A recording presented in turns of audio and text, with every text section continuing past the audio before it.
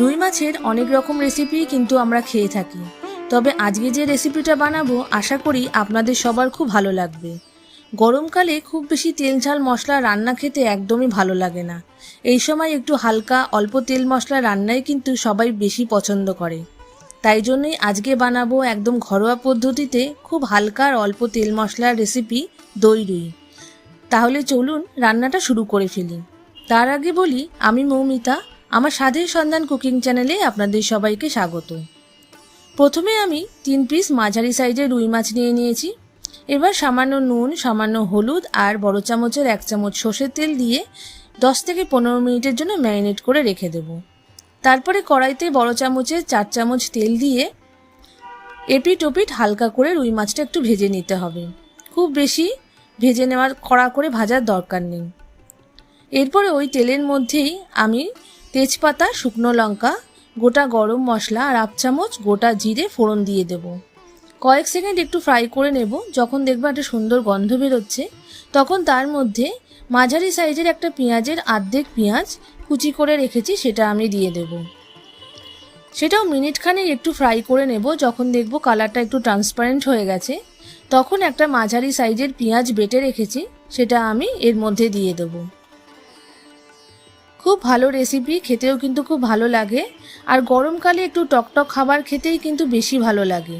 তাই জন্যই আজকে এই দই রুইয়ের রেসিপিটা আপনাদের সঙ্গে শেয়ার করছি। এবার মাঝারি সাইজের একটা পেঁয়াজ বেটে রেখেছিলাম, যেটা দিয়ে দিলাম। সেটাও আমি মিনিট খানিক মতো ফ্রাই করে নেব।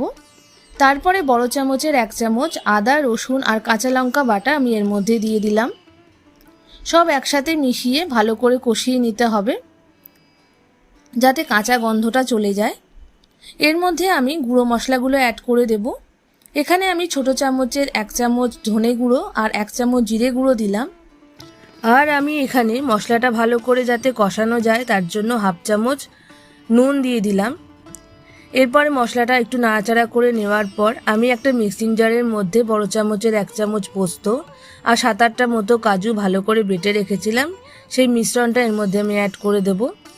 মশলার সাথে মিশ্রণটাকে আরেকবার ভালো করে নাড়াচাড়া করে নেওয়ার পর আমি এখানে দই অ্যাড করব। আমি এখানে বড় চামচের 2 চামচ দই, ছোট চামচের 1 চামচ চিনি দিয়ে ভালো করে ফেটিয়ে নিয়েছি। দইটা মশলার মধ্যে দেওয়ার আগে কিন্তু খুব ভালো করে ফেটিয়ে নিতে হবে, নাহলে কিন্তু দইটা কেটে যেতে পারে। চিনি দিয়েছি কারণ দই দিলে একটু টকটক ভাব থাকে, চিনি দিলে সেটা খুব ভালো করে ব্যালেন্স হয়। এবার মশলার সাথে ভালো করে কষিয়ে নেব যতক্ষণ না তেলটা উপরে ভেসে ওঠে।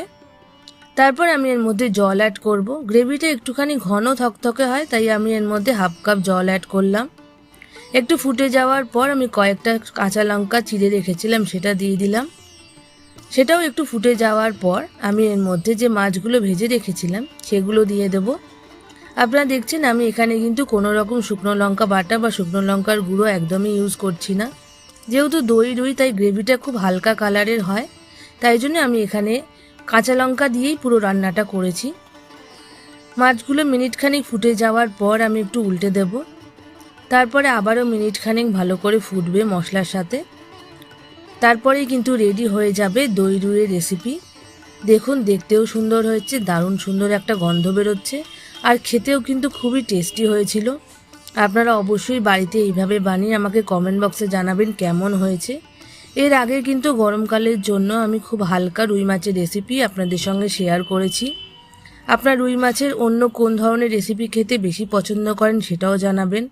আমার রান্না যদি আপনাদের ভালো লাগে তাহলে অবশ্যই আমার চ্যানেলটাকে লাইক, শেয়ার এবং সাবস্ক্রাইব করবেন।